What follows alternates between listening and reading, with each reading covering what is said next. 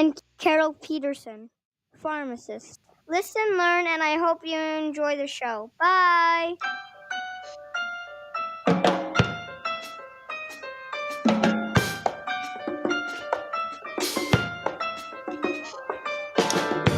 Welcome back. This is Take Charge of Your Health with Corinne Fernari, clinical nutritionist and physician assistant, and my co-host, Carol Peterson, pharmacist. Every week, we present you with new and creative ways to help you make sense of health information and bring it home to you and your family. With years of clinical experience between us and research into traditional and cutting-edge technologies, we give you practical information to help you take charge of your health.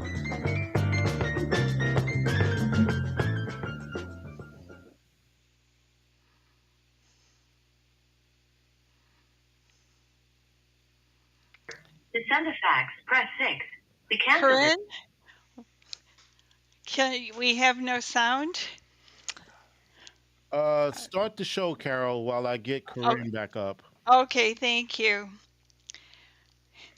Corinne and I were talking about a particular thing that was concerning us, and I have to say there are so many people who have become my clients, and this one issue comes up over and over and over again.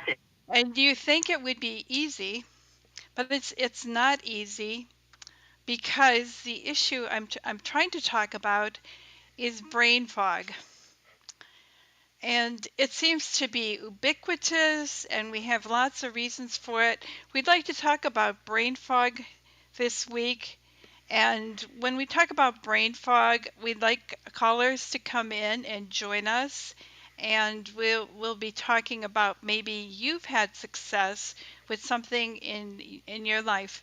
One of the first things we have to think about when we talk about brain fog is, have you had enough sleep? It's well known that if you don't get adequate sleep during this time when your body is repairing, and that you have enough time to detoxify and your body get rid of the toxins, if you cut this process short, and I would say, like, if you're cutting it short, like 6 hours or less, you don't have adequate time for that breaking down and rebuilding, and you cut the process short. And you may have some of that metabolic waste still floating around in your head and creating a brain fog. So what do you do with that? So I'm here, Carol. Oh, good. Can I join in? So we talk about adequate sleep over and over and over again. And so I really think that for most of us, something like 8 hours is a good amount of sleep. But is that universal? Do we all need 8 hours? Some of us need 9 hours, 10 hours. Some of us need 5, 6 hours, and we're just fine. What's your experience? Well, I'm going to start from the beginning, like I was here. Okay. In the absolute beginning. What we have here is the fact that many of us have experienced this, and often it's short term, and it can be very directly related to something that happened, like the night before you didn't sleep well. So you have brain fog the next day, you have exhaustion, you have difficulty thinking and focusing because you're just too tired. That is one syndrome, and it's very direct cause and effect. But what is happening and what we're seeing, what I'm seeing with my patients, you're seeing with yours, Carol, is a continuity, a continuous brain fog. And what happens with that is, with the continuous brain fog, it doesn't have to do with just a direct cause and effect. It can be a multi-system problem that has to be addressed. And one way to begin addressing it is by making sure you're getting adequate sleep. It's not only the number of hours, the hours are important, but it's the quality of the sleep that you're getting. Because within that quality is where you make the melatonin. And the melatonin is one of the most powerful brain neuron antioxidants that exists. And we're not going to be able to make it if we're not in a good, deep sleep. And when melatonin rises, then what happens? Our body makes growth hormone, human growth hormone. Our body releases DHEA. All of these are precursor hormones. And then we wake up in the morning with high levels of testosterone. So it's a cascade that happens, and it begins with the quality of our sleep. And that's the essential part. But there are multiple systems that go into this creation of brain fog. Sleep is an essential, basic one. What else would So, we look at, Carol? well, now we have these wearable things that Oh, will those give are you wonderful. sleep scores. And I have to point out, uh, I was at a conference with Dr. Mercola once, and the wearables, like the watches, actually send signals into your body, and products like the rings do not. They sense stuff from your skin, but do not probe your body. So I think you also should think about the energy and stuff going to and fro.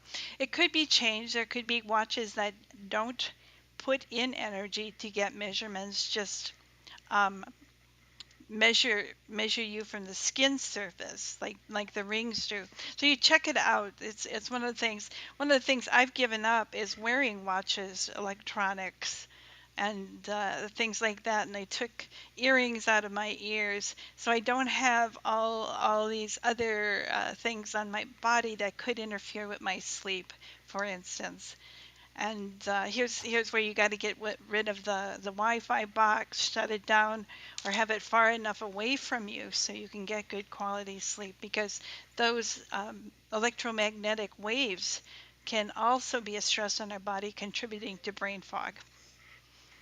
So, a very important point that you brought up is the quality of the sleep. That's a very important point. But let's talk about during the daytime. We're experiencing brain fog. What does brain fog look like in people? Well, sometimes it can be fatigue. It can be headaches. It can be an inability to retrieve words. It can That sounds be like menopause. sounds Guess We'll get what? there. By the We're getting time I'm through with the symptoms, it's going to sound like hypothyroid, hyperthyroid, menopause, man, what is it? menopause, Andropause. andropause. It's going to sound like so many things. And guess what? It is. I'm right about all of them. Yeah.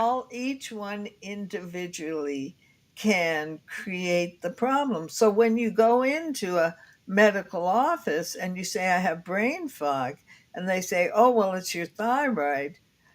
Yeah, they're right. But it's one piece of the picture. And it's a very large picture, right down to your what you're eating, your insulin surges. Insulin surges can create brain fog. And Oh, exercise. and Go those on. insulin surges put you into a hypoglycemic state, this low blood sugar situation, which can be pretty prevalent. According to Dr. Ben Bickman, we have problems with insulin glucose balances that produce high insulin, ultimately is producing a very low glucose. This low glucose state puts people not only in really bad mood and no energy, but they can't think properly. And that's a fogginess that comes from not enough glucose getting to your brain to help your brain work. So, just like we said, this is a multi system, multifactorial problem. The elevated insulin from elevated blood sugar creates a block in the brain, and the brain can't then take up glucose, which it needs to be able to think with. So here you are, and you have had elevated glucose. The insulin comes up, it overstimulates the brain, and the brain then it becomes incapable. It becomes insulin resistant and incapable of taking up the blood sugar that it needs to think with. So It's we've a got nutritional deficiency disease. it. We were talking about that the other day in another thing. When your insulin is high, you're failing to get nutrients not only to your brain, the glucose, into your muscles, into all parts of and cells in your body as your basic fuel. So that's a big cause of brain fog these days, having this insulin resistance problem. Well, we very much experience it. Thanksgiving happens. And what happens after the Thanksgiving meal? After we've eaten the turkey with high tryptophan, after we've eaten the pumpkin Car- pie, and Carbohydrates excel. the, and the strawberries that are dipped in chocolate. And I mean, cranberry sauce. and cranberry sauce. What does everybody do? I remember all my uncles sitting on the couches in the main room, and the snoring sounded like a symphony. And and what was it? It was a form of transitory but deep brain fog that people could not think after their foods had been so saturated with carbohydrates and tryptophan that they needed to literally sleep it off, like you're sleeping off an alcoholic's high, or and so that they could come back to consciousness, and they did, and then they started playing cards. Not a lot of physical activity, and that gets us to, but we can go down the list. That gets us to exercise. Exercise can be very beneficial for brain fog. Sometimes it's hard to do because combined with brain fog is a degree of fatigue that limits our desire to exercise. But if we can exercise when we're experiencing brain fog, if everybody got up after the meal, didn't eat dessert, and it's Thanksgiving, and we take a long walk, You're you clearing wouldn't your head. Yeah. you're clearing your head. You wouldn't experience that at all. You'd feel much better. You'd have, yes, of course you want a little dessert, but you wouldn't need to eat dessert like it's part another piece of a meal. You would just have a little bit of it because that's all you want. So, exercise can be very beneficial on multiple levels. One, it helps digestion. Two, and we can get into this one too, it increases circulation and increases oxygen to the brain. And um, That's what your brain needs. There's another little piece that's on the edge of this that we should talk about, and we have talked about on this program many times, is dehydration.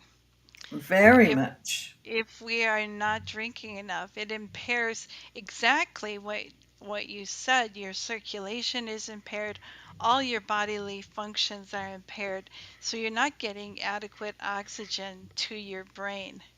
Um, Here's another kind of interesting tool I just heard about. One practitioner I spoke to, the oximeters, everybody was getting those during the COVID time to Oh, put on your yes. finger and look Finger. at your oxygen Uh huh. saturation. They have a tool that's called a continuous oximeter. It kind of fits around your thumb, and you can wear it 24 hours a day.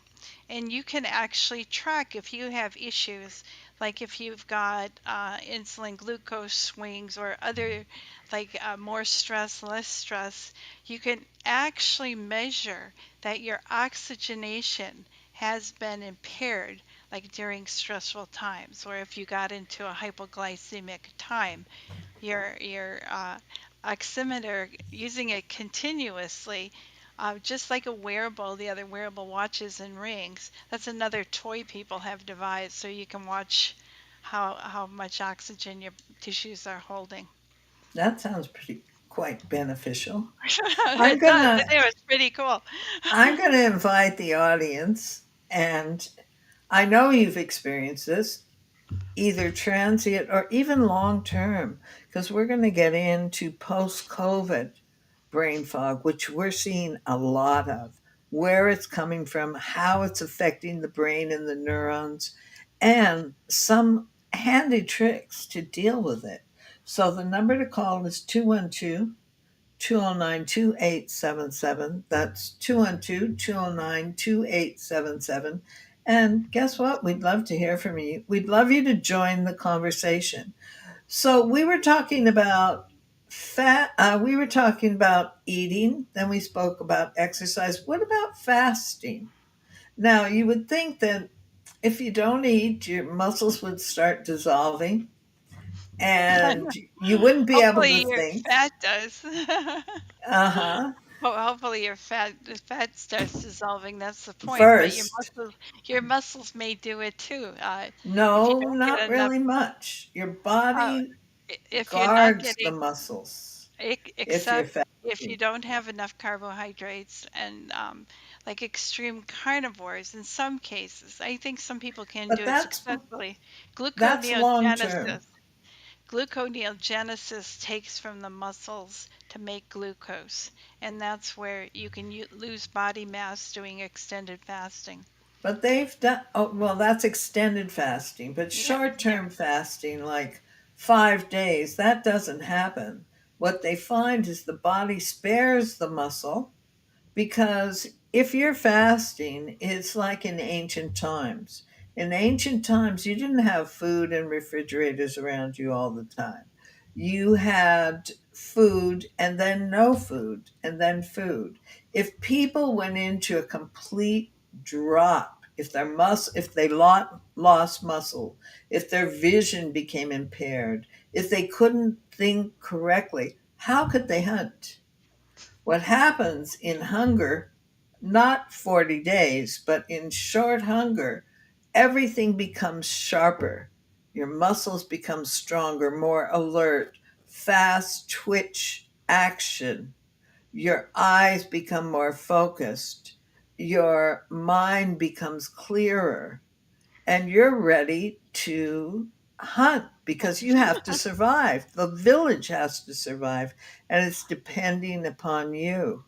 And so, muscle isn't broken down when you're doing short term fasting at all, but fat is, and the body is a muscle sparing to a large degree. Okay, So, should we, you mentioned long COVID. Should yes, we jump into long COVID? yes, So, people who have had a bout with a so-called COVID infection, there are those that don't seem to recover as fast, and they often complain of brain fog. Now, I have a couple reasons for it, but I just sent you a paper that they've identified poor circulation to the brain. They've identified maybe reduced receptors and maybe what was the third thing I was looking at there? Just slipping my mind. I'm having brain fog. exactly. Um, So, that oh, a leaky blood-brain barrier, which was Exactly, that the blood highly. brain barrier isn't functioning the way it was prior to the illness. It's not protecting the brain in the same way. Go on. So Good there's memory. things going. I got it in the end. So I saw two very interesting papers about long COVID, and I want to hook it into hormones right now. And two hormones were devastated in those with long COVID. The one was hydrocortisone or cortisol from your adrenal glands, and the other was progesterone, which is made both by ovaries and by your adrenal glands too. So, for all extents and purposes, it's probably looking like this is when your adrenal glands are low in those two hormones. And unfortunately, those low hormones can persist. And you actually do feel quite weak and fatigued and can't think, can't process.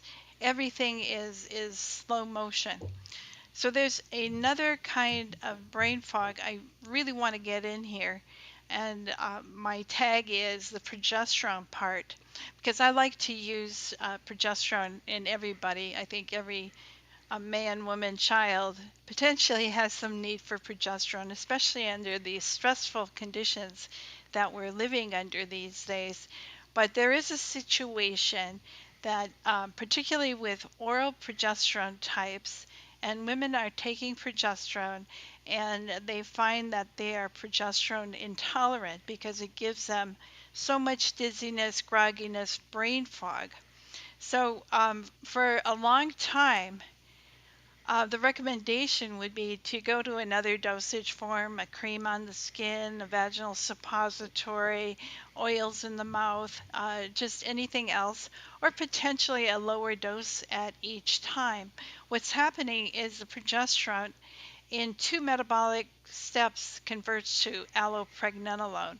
And we really want that conversion because that's the metabolite of progesterone that sits on the GABA receptor in your brain and gives you the calm feeling that progesterone can deliver. But there are some that make too much of the allopregnanolone. Hence, the idea is to maybe switch dosage forms or switch the amount you use every time. So, after being immersed in hormones for 30 years, I had a thought.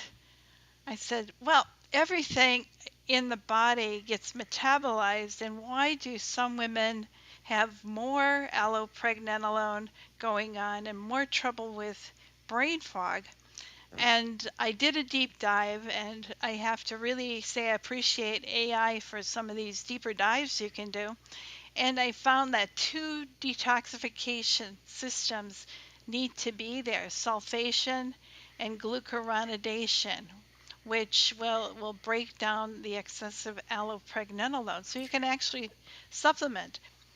The sulfation Hmm. allows the hormones. It allows the DHEA, it allows the pregnenolone, the allopregnanolone to be present, but also be there as a reservoir because Yes. these hormones have very short half lives.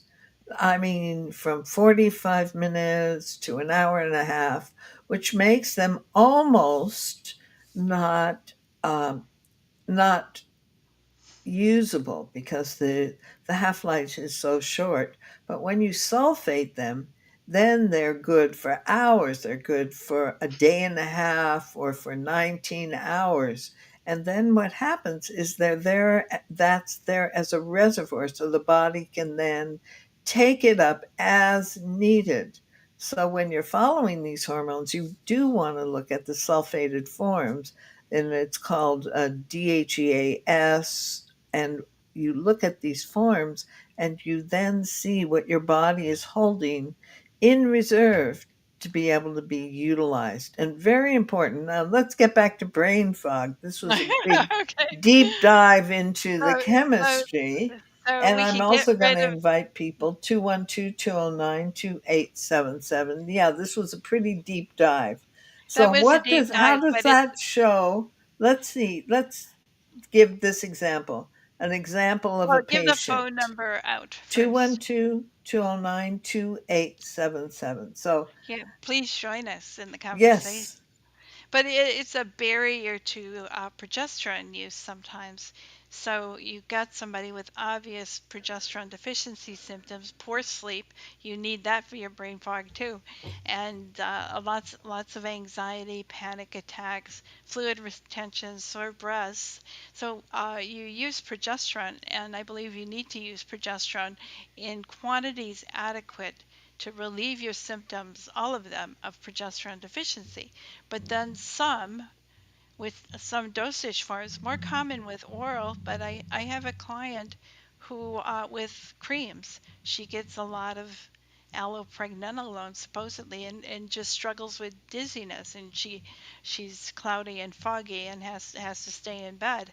where she needs the progesterone. It's helping her with headaches on one side, and on the other side, she can't handle this effect of not being The, able to metabolize the down. advantage of the allopregnanolone would be to take the progesterone, load it at night.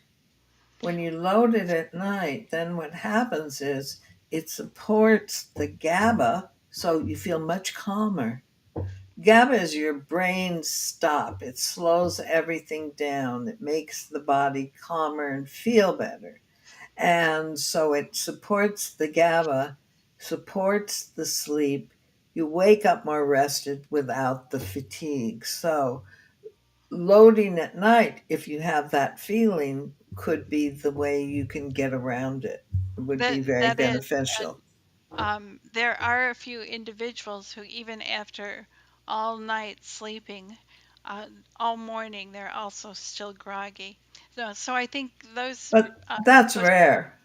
yeah, it's a rare thing, but I just want to say it's there. It doesn't mean you can't take progesterone. It means you have to look at how you're making more allo potentially and how you can manage that. You Okay, want to, what do you want to talk about next? well, I want to talk about these people who it it's almost a panicky feeling when the brain fog is like having cotton around your nerves. It feels like literally you're walking in a fog and you can't think well. So I want to talk about people who are experiencing this for longer periods of time. I want to set up some protocols, and I've got a few in front of me. I want to set up some protocols that they can do that can help them be one released from this. And one is look at the thyroid, always Always. thyroid, that's energy, that's brain energy, its ability to think, it's mitochondrial energy. And very often, this brain fog is very specifically um, mitochondrial dysfunction. The mitochondria, the little cells inside our cells, the energy producing cells are not making enough energy. So when that is happening, you will have brain fog, but you'll have overall fatigue, this chronic fatigue. But what does chronic fatigue come with? An overwhelming brain fog. So, you look at the thyroid. Number two, just like Carol goes to every time, is you look at your hormone balance. And Yes. you really have to let's look at the mother hormone. Which one is that? That's Oh, cholesterol. pregnenolone. Cholesterol first.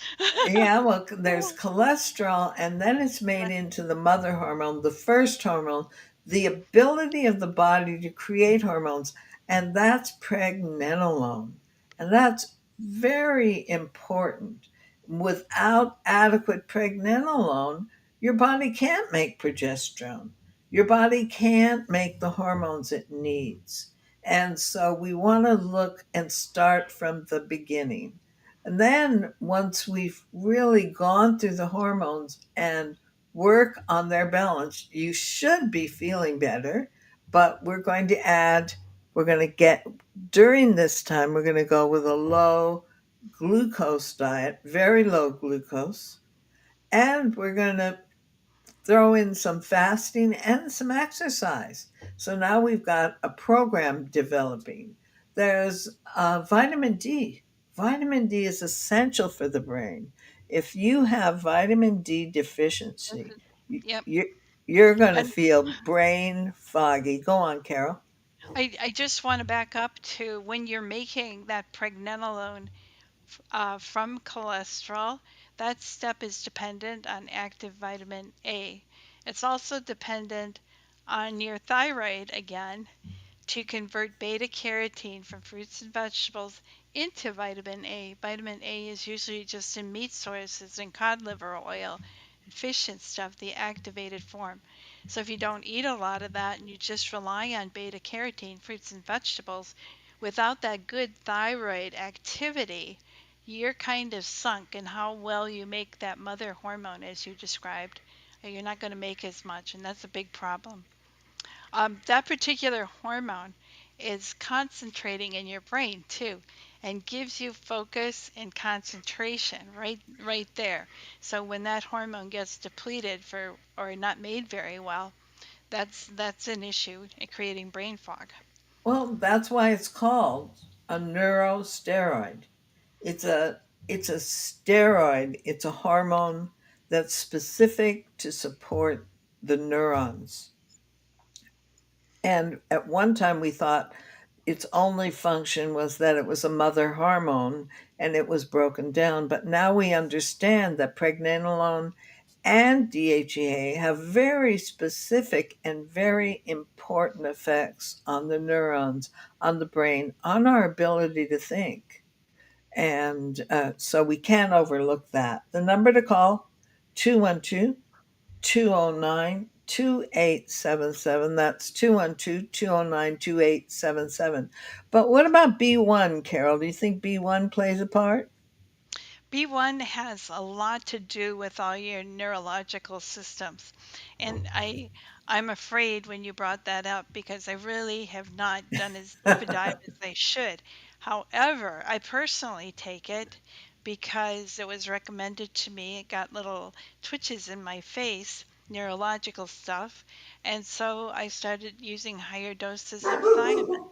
And it has a lot to do with your good body functioning. And as we're finding out, that's one of the B vitamins that some of us need a great deal more than the um, Recommended recommend daily daily allowance. So allowance. what's your experience been with thiamine?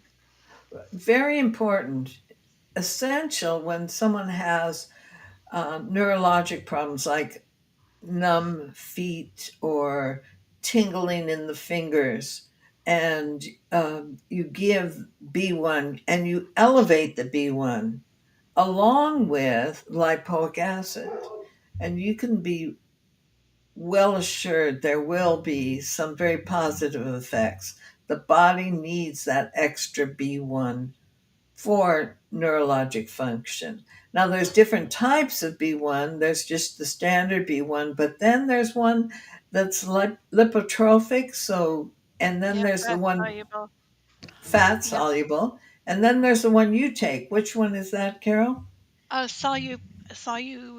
Thiamine. It's a combination of two thiamine molecules with a sulfur bridge, and it's in the fat soluble, meaning that it's able to cross the blood brain barrier, so you have plenty. The water soluble thiamines are not going to go into the brain as well as the fat soluble varieties of it. Also, there's a tie-in with SIBO, which one day we should do a SIBO show on a small intestine bacterial overgrowth. It's another whole story. Can That intimate relationship with thiamine. and also an intimate relationship with brain fog, because what we're dealing with is a very direct small intestine connection from the small intestine to the brain. So when the small intestine isn't functioning right, or functioning slow, or congested, or whatever, what are you feeling? You're feeling, oh, you don't feel that well. You can't think. You're bloated. And what happens is that this is where probiotics and digestive enzymes come in and can be very beneficial in relationship to brain fog.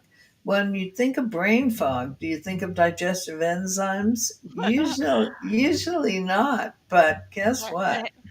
When you add that and probiotics together and get the intestines working, everything shifts. What happens is your insulin is more balanced. You're digesting better. Your bowels are better. And literally, you can think better when your bowels are better. I Carol? was I was just interested to find out.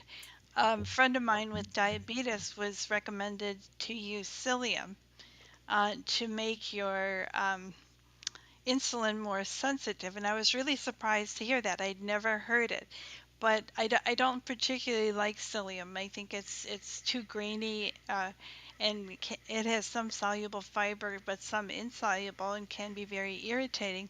So I compared it to guar gum, which is sun fiber, and I was really pleasantly surprised to read about this. Not only does this particular soluble fiber, you just mix it up in any kind of drink and take it. It's very, doesn't bother anything. But it's responsible for making more butyrate, which your colon really needs, and it's responsible for allowing a type of bacteria, Akkermansia, which does make the butyrate to flourish. And this has been one of the big problems that people are coming up with lab tests showing they've got zero Akkermansia. So And low this particular butyrate, yeah, and this particular or none. soluble fiber also makes insulin more sensitive. One of these days, I want to do a show together where we talk about if you're insulin resistant, what are the many things you can do to improve that insulin sensitivity. And so we have to Carol, remember to talk about that one. write it down. Carol, we have someone holding. Oh, cool. Hi, you're live. Your name, please? Hi, Steve, Beverly Hills. Thank you for such a Well, great show welcome. already. Well, How's the weather? we have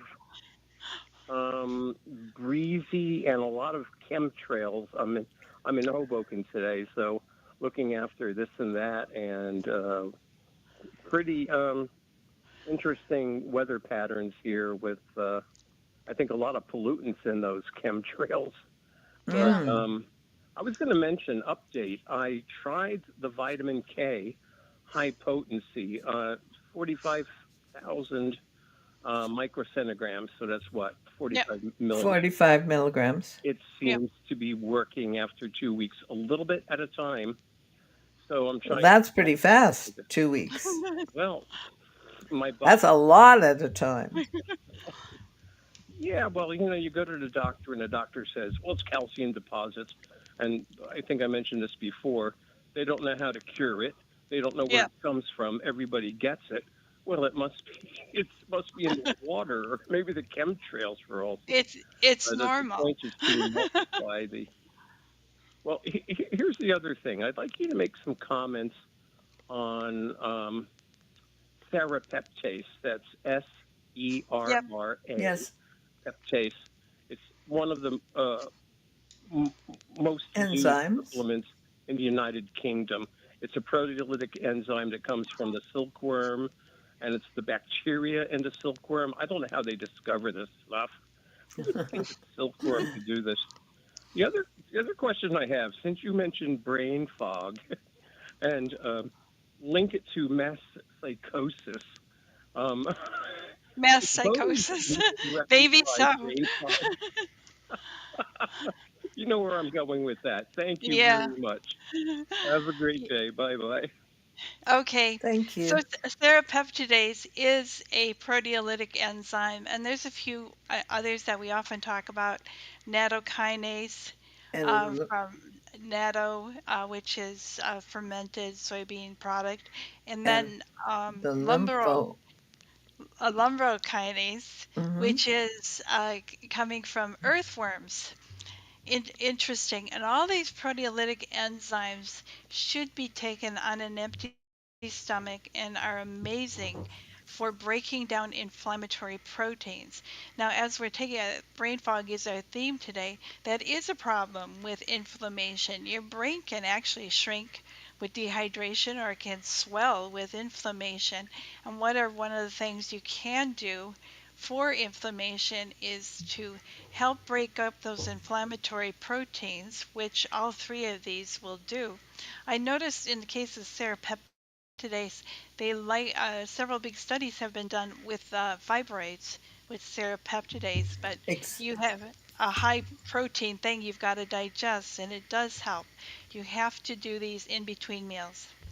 I always gave the serapeptidase with when people would come in with fibroids, and a complete program of low glucose, the serapeptidase, the iodine, adequate Mhm. magnesium, And very often, with some consistency, I would get I would get measurable differences in sizes. But then stress would happen, or something would happen that would shift the hormones, Hmm. and they would be very much stimulated. So often it was a push pull all the time, always working on them. But the You have to ser- be careful with fibroids. In the case of progesterone, for instance, if you use lower amounts of progesterone, it's tricky because they can it actually grow. You would stimulate estrogen. exactly, and then if you give higher amounts, it will suppress or balance that estrogen out, and you won't be growing the fibroids. But nobody with a fibroid should use a small dose of progesterone, like 20 milligrams, 100 milligrams. It's likely to grow. The serapeptidase are very good for circulation. And that's what there. You said it's used in the United Kingdom. In UK, it's very specifically used for circulation, to increase circulation, to slow down clots and the formation of clots. I was in a doctor's office this week, and I said, "Oh, how are you?" And he said, "Well, I had a triple bypass since I saw you last." And I said, and I said, "Oh, maybe you should take some vitamin K and some CoQ10 and some serapeptidase." And he said, "Sounds like a lot of chemicals to me. Maybe I should just stop Coca Colas and pizza." I just How about okay, doing that's both? How do about it both. both? So Okay, the we have number another caller. 212-209-2877, and hello, welcome. Hi, Your name, please? James. Hi, Oh, oh hi, James. James. How you doing? Welcome. When you mentioned the lumbrokinase and the nattokinase, how many units did you say were required for it to have a positive effect? I, That's a I'd really have good to question. look that up. Yeah, I I, can't say, but I do want to interject, and it kind of ties into what you numbers. were just talking about. There was a study published just a couple years ago, and they had people with plaque deposits, and they used nattokinase, and one group got 10,080 functional units, and then another group got 3,000 something functional units. And over the course of the year, they documented from 64 to 97% reduction in plaque in the arteries. This is tremendous. And But that's it nattokinase. that was nattokinase, but Mm-hmm. only in that higher dose, not the 3,000. And I do know what nattokinase usually comes in. It's 2,000. So you would So you have to need 5 capsules a 5 to 6, day, yeah, yeah, The to one minimum. to that duplicate that. So that's a very good point you bring up, James. Like, what doses should you use? well, You the one you that can't. I use the lumbrokinase because Uh, I have a reaction to soy, yeah. Uh-huh. and the one Now that I that's get has. stronger. Hmm. The It's a little stronger lumbrokinase than is stronger than nattokinase. yes. And the one I get, it has 72,000 units per serving, and a serving is 2 capsules. Hmm. You want me to tell you the name of the company? Eh. So we don't really know if that's a good dose or not. Right at the moment, I have some swelling in my feet, and I'm taking 4 lumbrokinase at a go several times a day to try to get those inflammatory proteins down. So there's a big range of what you could do. So we're not prepared, James. Yeah, and you'd be surprised how much preparation goes into each show. I can So imagine. thank you so much, James. But it's We it's a good it's a good thing to do all the time. Aging is characterized as inflammaging. It's getting more and more inflamed, and a proteolytic enzyme like you're doing is a good thing to use to cut down inflammation. Thanks, Carol. And we have another caller. Hi, you're live. Your name, please. Hi, this is Helen. How are you, girls? Hi, Helen. Hi, Helen. Hi. I can't thank you enough. I don't have enough accolades for you two. I'm just glad you're on the air, and I try to tell all my friends to listen in at 12 on Thursdays. Okay, so I'm over 55, and I've gone through the menopause. I was taking magnesium. I'm getting leg cramps essentially, and I'm thinking, is there a link between possibly leg cramps and dehydration? It Possibly. can be. It can be. At night, And I take it them at night. definitely, magnesium is important, potassium is important, but carnitine is important because what you're not getting is that there's maybe some kind of spasming that's happening in the vascular system. Is it happening at night? Is it happening when you're walking? When you're taking a walk, you No, get at cramps? night, or when I'm about to wake up too. And Basically when you're in the so morning, or yeah. I'm getting, So I would definitely look into the minerals, the magnesium, the potassium, even some calcium. But also I would do the carnitine because that allows the energy to enter the cells more easily, allows the energy from the fat to enter the cells, which acts as a very mild vasodilator.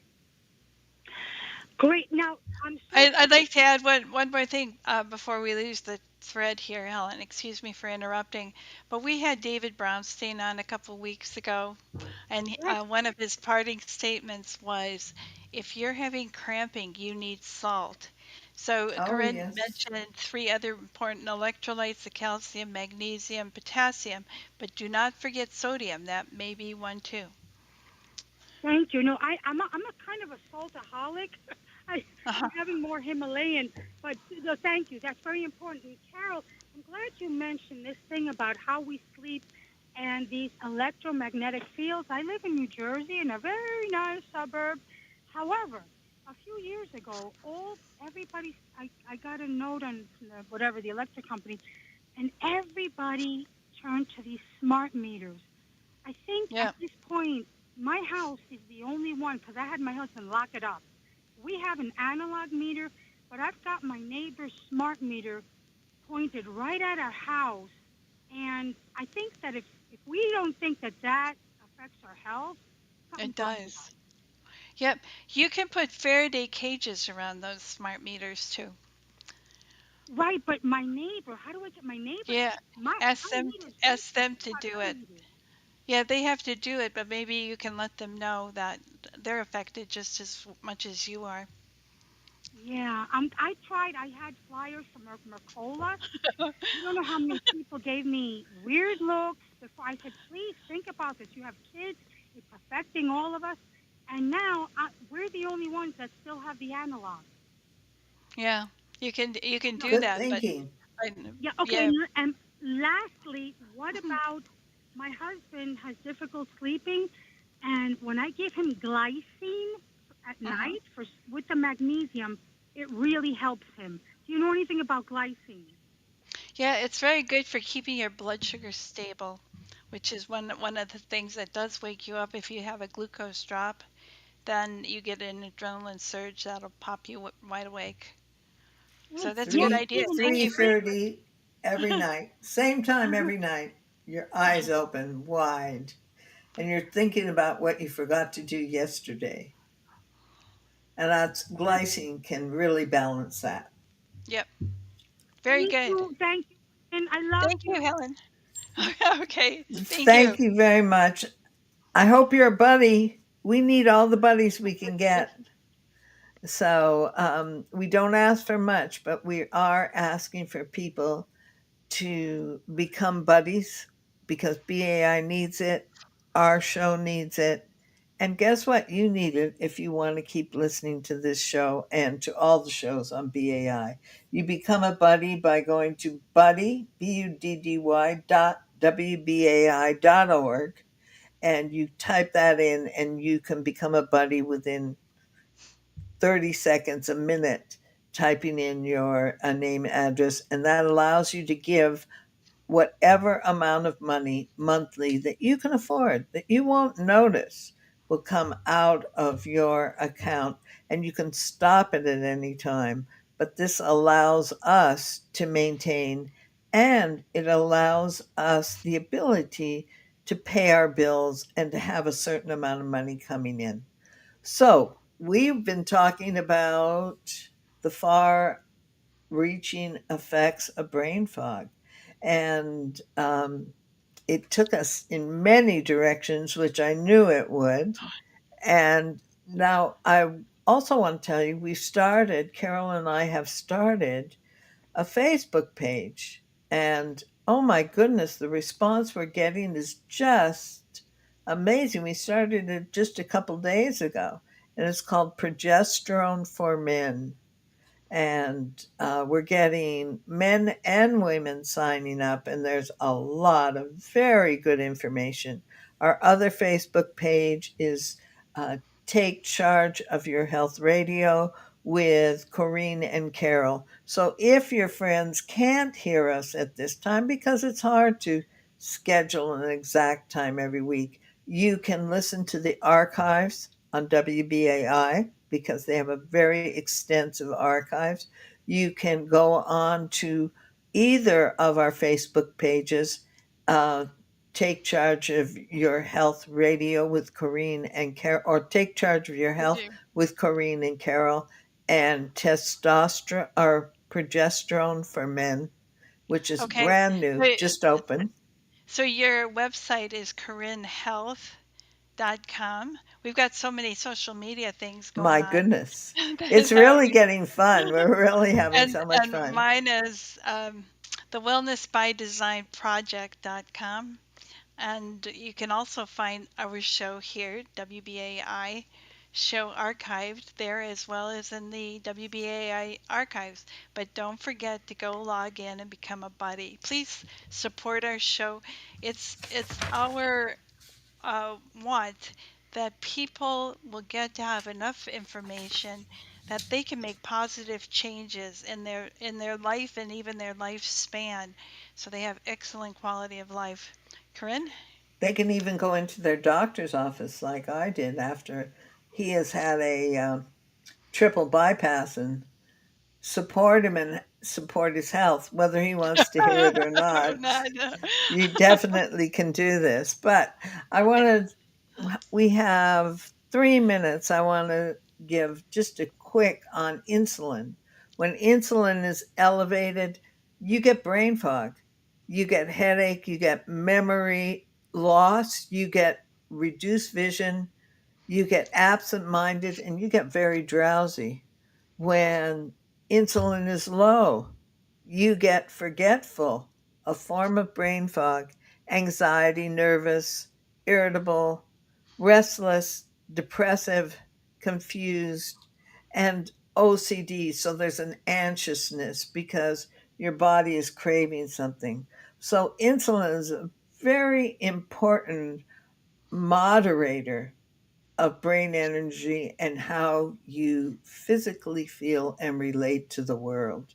And It's we so can't it's underestimate that. yeah, it's so important. So if you're going in for a checkup, doctors have been looking at fasting glucose. That's why you go in fasting, because you want to check the low level of glucose, the bottom line.